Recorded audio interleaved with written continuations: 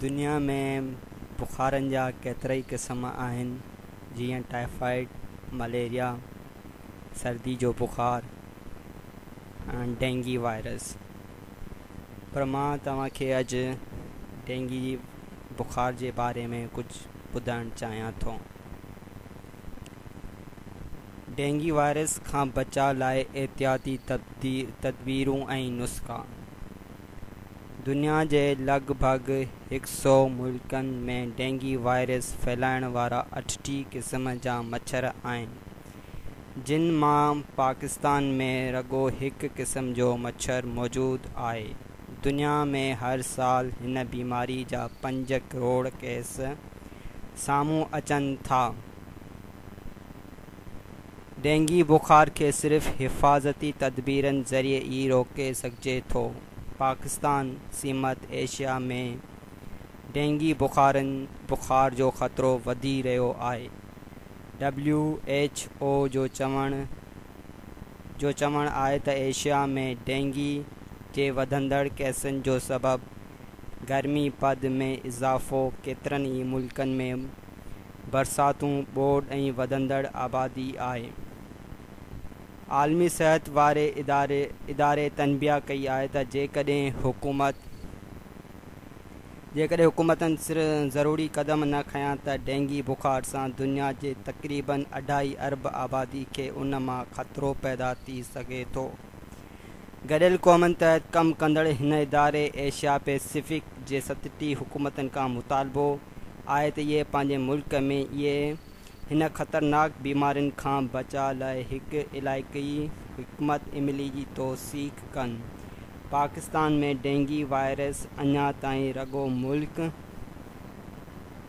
महदूद आहे, पर ॿियनि भरपासे वारनि इलाइक़नि में बि डेंगी बुखार फैलजण जो शदीद ख़तरो आहे।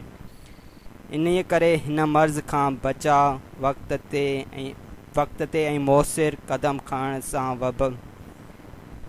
वबाई तौर फैलजण खां रोके सघिजे थो। पंजाब सीमत ॿियनि सूबनि ऐं सिहत जे वफ़ाक़ी वज़ारत खे बि उन सूरत हाल जी संजीदगी सां हंगामी बुनियादनि ते फ़ौरी नोटिस वठणु घुरिजे ऐं डेंगी सर्वेलेंस सेल खे फ़ाल करे फोकल प्रेज़ेंस नामज़द करणु घुरिजे, छो त मौसर आगाही मुहिम ऐं वक़्त ते क़दम खणण सां ई उन मर्ज़ खे कंट्रोल करे सघिजे थो।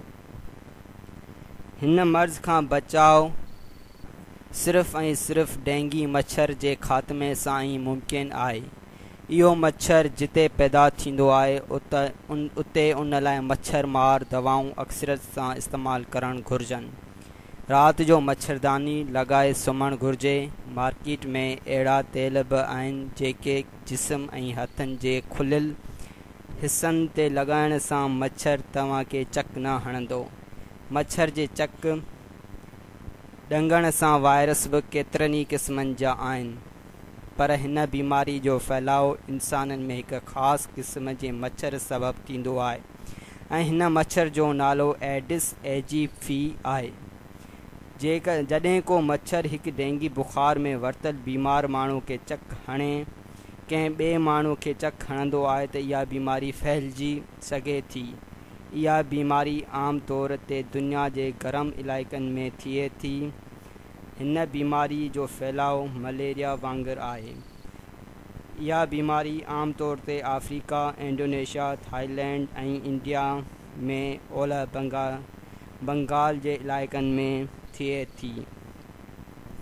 तब यूनानी इस्लामी या हर्बल सिस्टम ऑफ मेडिसन हिन मर्ज़ जे इलाज जे हवाले सां ॿियनि तरीक़नि सां बि इलाज थींदो आहे।